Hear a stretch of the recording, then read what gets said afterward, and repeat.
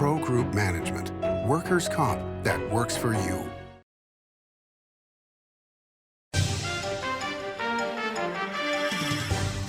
Welcome to Nevada Newsmakers, and in our Hope for the Future segment, we have Reagan Stevens here. She's studying political science pre-law at Texas Christian University, but she is a Nevadan, and she's here for the whole show on an all-new Nevada Newsmakers.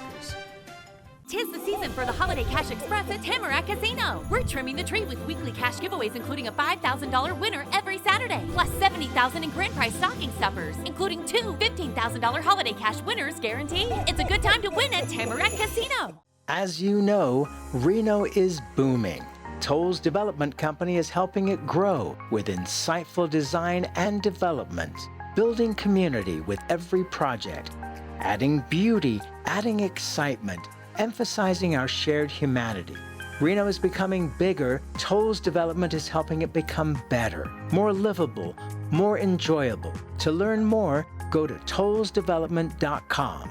tollsdevelopment.com. Save money and take transit. Did you know you can ride the bus all day for less than what it would cost you for a gallon of gas? Plan your trip now by going to rtcwashoe.com. For 50 years, Nevada Heating has been keeping people comfortable in their homes. At Nevada Heating, call the Do It Right guys and get the heat back on today. Call us today and we'll fix it today. That's the Nevada Heating way. Why freeze for days on end when Nevada Heating can get your furnace fixed today? Call us today and we'll fix it today at 323-5585 or schedule us on our website at nevadaheating.com. Big R in Sparks is located on Bering Boulevard next to Smith's and across from Reed High School. It's a 50,000 square foot clothing store and a whole lot more. For the cold days ahead, jackets, hoodies, flannel shirts, insulated bib overalls, thermal underwear, beanies, and merino wool socks. Big R. Hardware, clothing, and a whole lot more. This is Nevada Newsmakers with host Sam Shad, a no-holds-barred political forum. Now, from the Nevada Newsmakers broadcast headquarters, here is Sam Shad. And back on Nevada Newsmakers, we are pleased to welcome to the program for the first time Reagan Stevens. She is studying political science and pre-law at Texas Christian University. Welcome. Thank you for having me. You are very welcome. So, my story with you goes back to when you were about 6 or 7 years old. Oh, no. And we started Nevada Newsmakers 20 years ago, pretty much at the time Right. you were born. Right. And your mom would appear on the program from time to time, and we had a program that was called the Teen Edition that we'd run every year. And at your age of 6 or 7, I said to your mom, well, we're just going to prep Reagan so she can be on the show for the Teen Edition. And 13 years later, here you are. Oh my gosh. But you're the actual guest. Welcome. Yes, so thank you. It's so funny. But that's the relationship we had with you from the beginning. Cool. So let's start out with, you pretty much grew up in politics in Nevada. Yes. What are your earliest recollections? So I think when my mom was running for office in Assembly forever ago, and I've kind of been in the background, but always kind of had that younger perspective of it, never really knew what was going on. And then kind of recently, since I'm a political science major, I've been getting to know everything I've grown up with. And so it's kind of a full circle moment in going back, but having relationships with senators and governors, it's led me into the field that I want to go into. So it's always been super exciting in being in this field. And a lot of my friends were like, how do you know these people? Like when we were growing up, I think we had Governor Sandoval come speak to our class one day in 4th grade. And I was like, oh, do you know my mom, Jody? He's like, oh yes, Reagan. And people are like, how do you know these people? And I'm so fortunate that I was able to grow up in this field my whole life. And I'm excited to jump in for myself too and form my own relationships. Has it given you a level of confidence that most people don't have when you're around senators, congressmen, or governors? Because you've known them all your life. Right. I look at these people as colleagues and my friends instead of just these higher political figures. So I have confidence around them, and I know they're not scary people. They're just people, and like I said, I want to have relationships with these people, and I'm going to be working with these people hopefully when I come back to Nevada after law school. So. All right. So you did an internship at McDonald Carano, one of the Yes. biggest law firms in the state. How was that?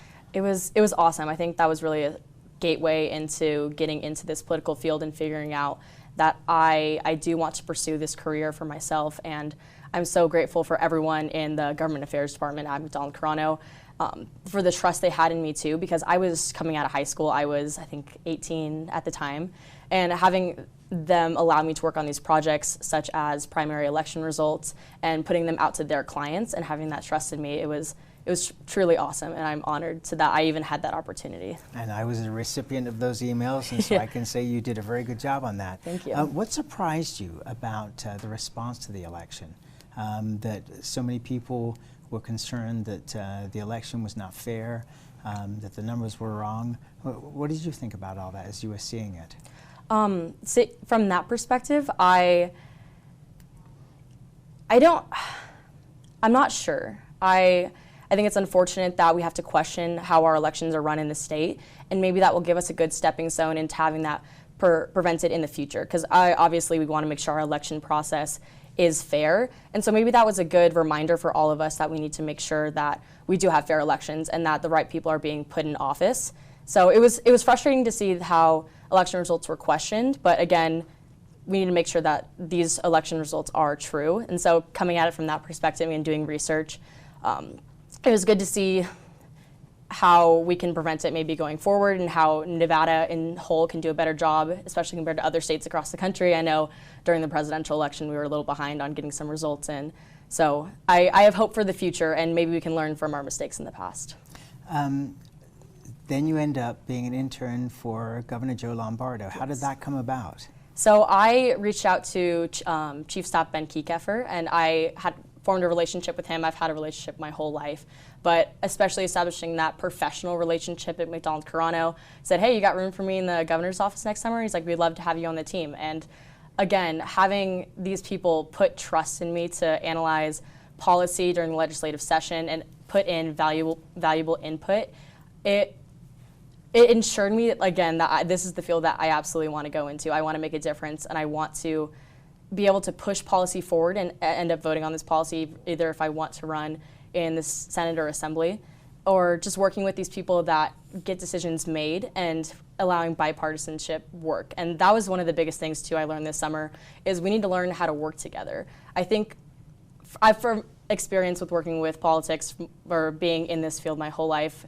it feels like you have to be on one side of the aisle or the other, and that's not the case at all. Like, we truly need to work together to push initiatives that will impact our whole state. All right, and do you think we're coming closer to that concept? Because and if you look at the history of the United States, and probably every country, right, you have periods of time where the center, right, center, left, is able to work together, and then other times where you have somewhat of a revolution, and the extremes of both parties, or even more parties, come out.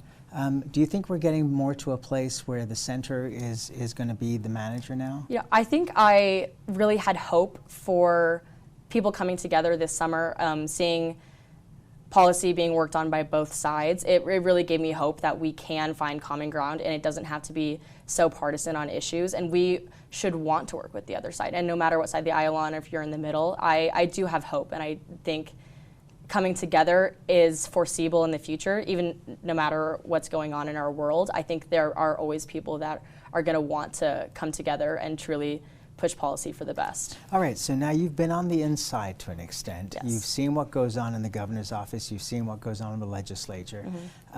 What's the difference between what you actually know that occurs versus what you see in your social media feeds? I don't think the public truly knows what goes on behind the scenes, and you always hear in the media it's like shady government stuff going on behind the scenes, but it's really not. It's good people coming together to pass amazing policy that affects our whole state. So I think the media portrays the legislature and politics and even the governor in such a negative way when that's not always the case. And getting to work with legislators and these people this summer, these are good people. These are good people that we have in office, and they are pushing good policy for our state. And so if the media were to show what was actually going on behind the scenes of bipartisan work, because people, they don't often show that. They just show, oh, look what leadership did in this position and that position. So I think we do need more positive media and to have a better perspective on our legislature. And it shouldn't just be looked down upon. We should be looking at these people as our lawmakers and our policymakers instead of just evil politicians. One of the things that a lot of people really don't understand is that this legislative body doesn't get paid. I mean, they get paid Right. a trivial amount Right. and have to give up their income to be able to work at the legislature. Right. What do you think about that? Yeah, people do think that people go into these positions for power and for money, and that's not really what it is about. It certainly isn't the money. Yeah, it's definitely not the money, but it's honestly that idea and the mindset people have about these representatives and how maybe they have an incentive that they want to push when they go into office, but why can't we change our perspective to these people want to do good in office? And so, like, again, going back to that negative point, like, why can't we be hopeful for these people that we want to elect them, put them into office so that they can do good things? So again, going back to that point of positivity. So I think it's more of a mindset. Like, why can't we have a mindset that we should be supportive of these people? Well, one of the problems is that the media responds in these days to clicks. Absolutely. And so the number of clicks is what they use as the benchmark of how well they're doing. And so, you know, for example, this past weekend as we're taping this was the Grand Prix in Las Yes. Vegas.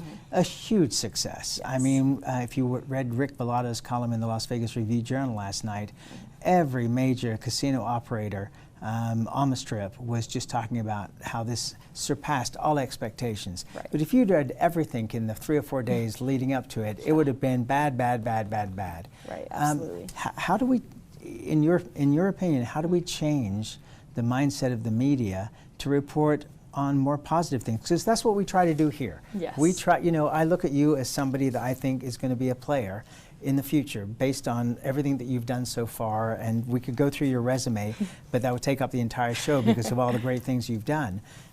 But you know, we need to change the way that people understand about what's going on in our state and in our world. Right, absolutely. Our media coverage just doesn't need to be negative. We should celebrate the little wins. And I think it's that little wins and even little, like, bipartisan coming together, these little wins for our state, and that impact all of our citizens in Nevada. And it's sad to see on the media these days where it's just negative feedback coming. Why can't we see these positive outcomes? And I think that will affect our mindset too of how we view how our laws are made in Nevada. All right, let's take a break. We'll come back more with Reagan Stevens after this time out.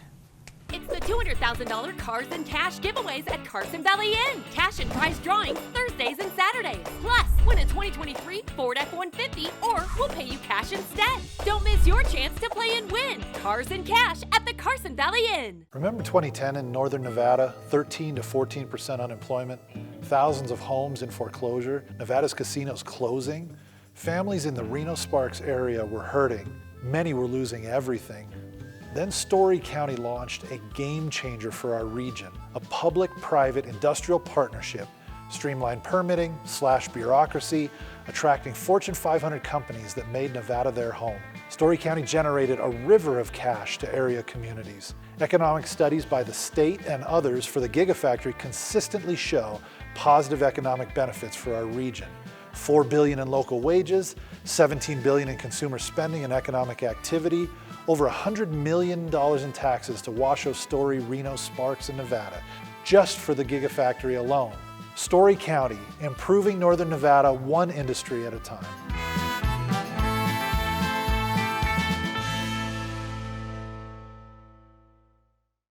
What do you count on? You count on your power every day. At NV Energy, we've always powered what's important to you, but we're not looking at the past.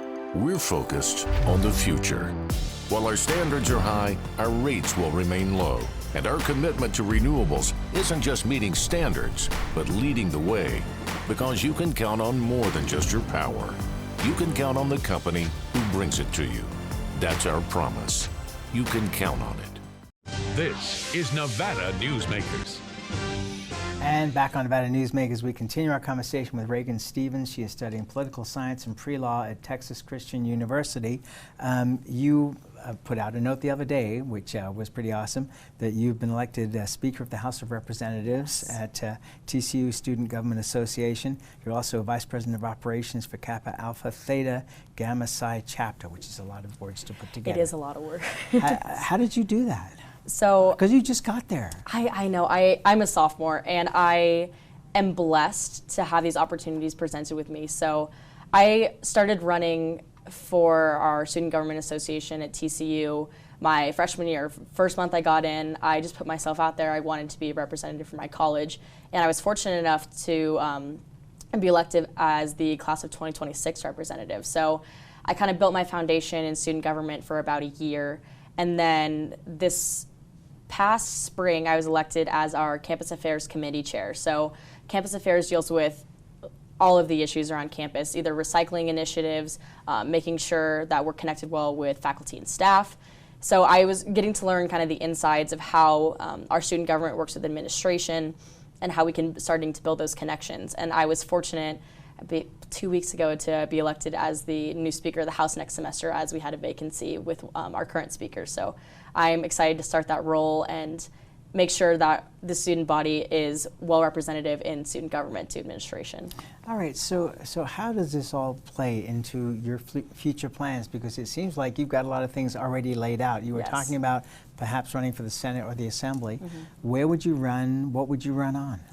Right, as of today, and you can change your mind down the road. I know, I have a tendency to head forward, but I am using these opportunities as a growing period and feeling comfortable in myself and confident in my leadership abilities, and not obviously just taking these opportunities as power initiatives, but wanting to impact real change and have real change, not just on TCU's campus, but in Nevada. And I always tell my friends, I'm like that crazy Nevadan. I'm like, I have to move back. I always brag about my state, but I absolutely love it here. I love the people. I love the culture. I think we are truly blessed to have the opportunity to live here. And I want to make change and make Nevada as amazing as I know it can be. And so coming back after law school, I want to build a foundation and put myself out there. And I want to make sure that we as Nevadans are seeing true change in our legislature. All right, so what do you see as the changes that you'd like to see accomplished? Right. I haven't gotten to that part of policy yet because I don't know how it's going to change over the few decades that I'm in there, but I just want to make sure that all of our citizens are proudly represented, and as we get to as many people as possible. I know the 50-50 split is hard sometimes, either on the aisle of Democrats or Republicans, or feeling that you're in the center, but I want people to be heard, and I want people's voices to be heard in that body too. So policy to come. We're still shaping how I view the world. That's why I'm so thankful for TCU. It's really given me an opportunity to be independent and make my own opinions about the world and learning from that perspective. So to be determined. Do you think that split government is a better way to go, so you get both voices being heard? I'm not sure how the best way to approach that. I've even from when I was little, I always like, why can't everyone work together? Why can't we push these bipartisan initiatives? I think it's frustrating how maybe sometimes both sides of the aisle don't want to cooperate. I really do believe that in order to get things accomplished, we need to have everyone involved and everyone on board. And of course, there are always going to be conflicting opinions, and there are always going to be discussions on coming together. But if I were to be in office here in Nevada, it would be one of my biggest goals to have that bipartisan support and learning how to work with people. One of the questions that's coming up for Governor Lombardo is, in the next election cycle, he could end up with supermajorities against him in both of those houses. What are your thoughts on that? Would the governor really have no ability to control the agenda, or do you think that with somebody like Joe Lombardo, who's been used to dealing with unions and all kinds of different groups as the former sheriff of Clark County, that he would actually be able to go in and be able to have that conversation and make a difference? I think those discussions would be a lot harder with supermajorities in both houses, and we sure won't have the number of vetoes we had last year on bills, but I think getting to a point where if that were to happen, stepping in and trying to have his incentives and policies, he put that to Democratic leadership.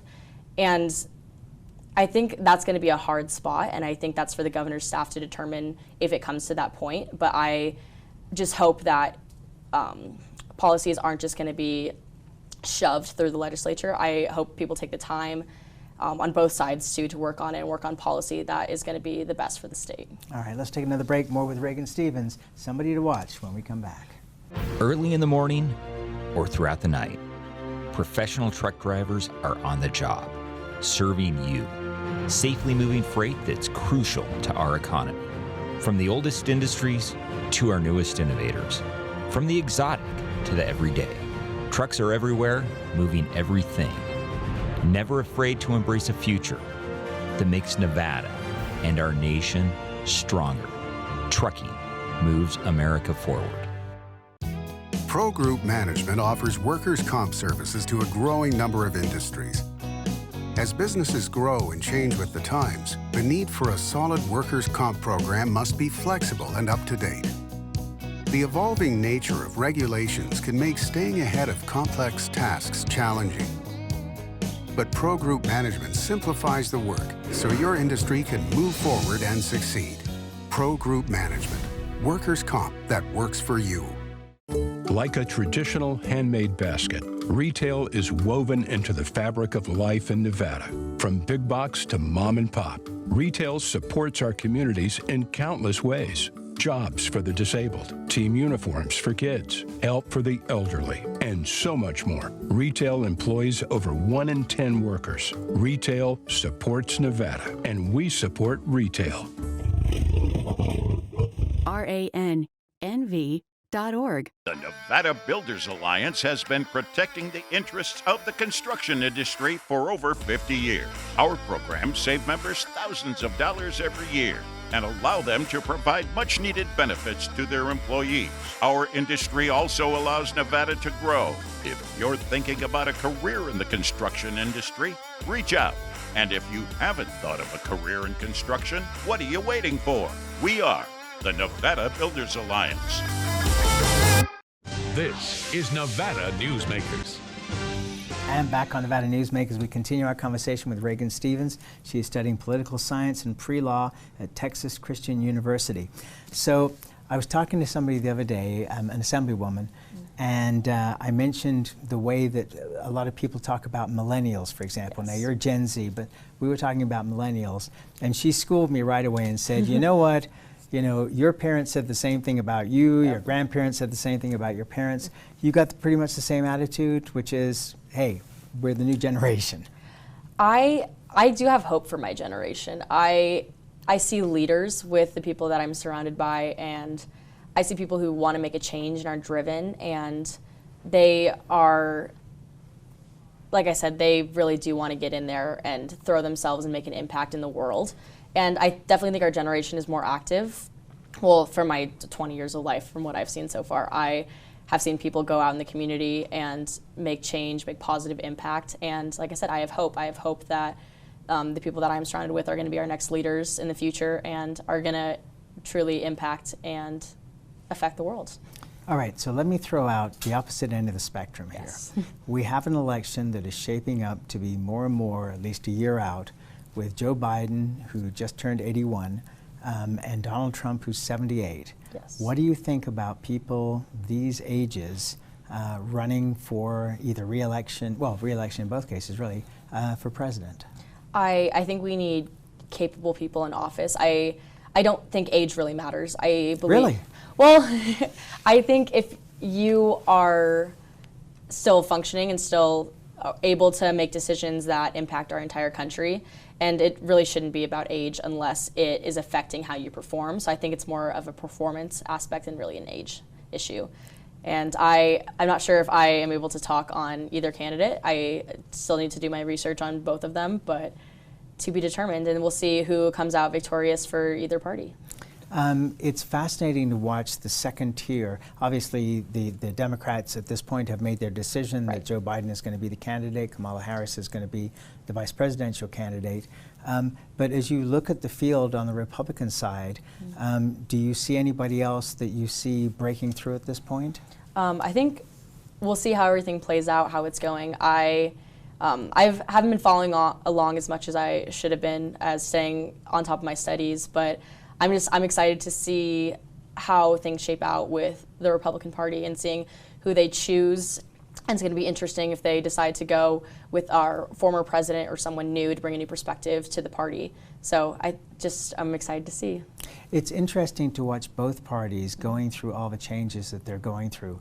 Obviously, the Democratic Party took a big shift to the left, and usually in a general election, people move towards the center. Right. On the Republican side, you're seeing a president that has a lot of fans, but at the same time has a lot of detractors. But you're seeing a whole slew of people trying to come up behind him, including Nikki Haley. Yes.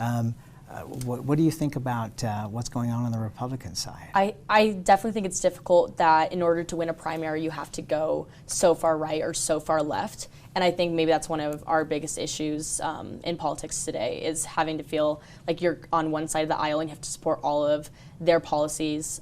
But why can't we come in the middle? And why do these primaries have to be so political? And I think that is maybe one of the issues that our generation could be looking to solve in the future, so that this doesn't happen in the future, where possible presidential candidates have to make these decisions that they might not necessarily support, but they have to feel like they need to make in order to beat out someone, for example, like Donald Trump in the primaries.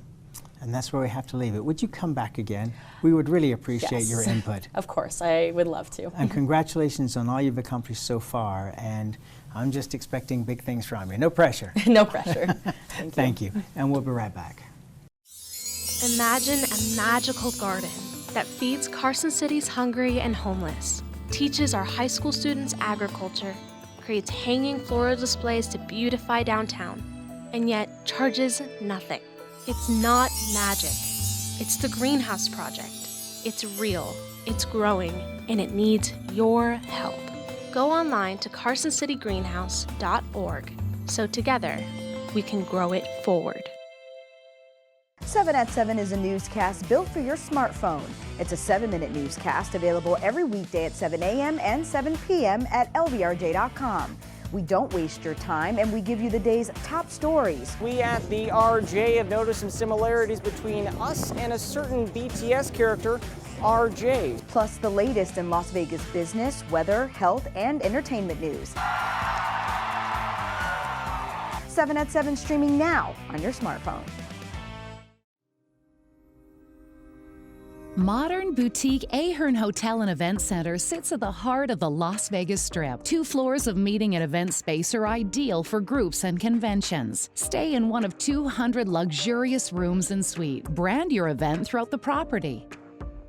Flexible event spaces make for easy planning and personalization. Take over the entire hotel with a full buyout option. 'Tis the season for the Holiday Cash Express at Tamarack Casino. We're trimming the tree with weekly cash giveaways, including a $5,000 winner every Saturday, plus $70,000 in grand prize stocking stuffers, including 2 $15,000 Holiday Cash winners guaranteed. It's a good time to win at Tamarack Casino. Thanks for watching Nevada Newsmakers. You can catch us online 24 hours a day at nevadanewsmakers.com, or you can download the podcast wherever you like to get your podcast. We'll see you on the next broadcast.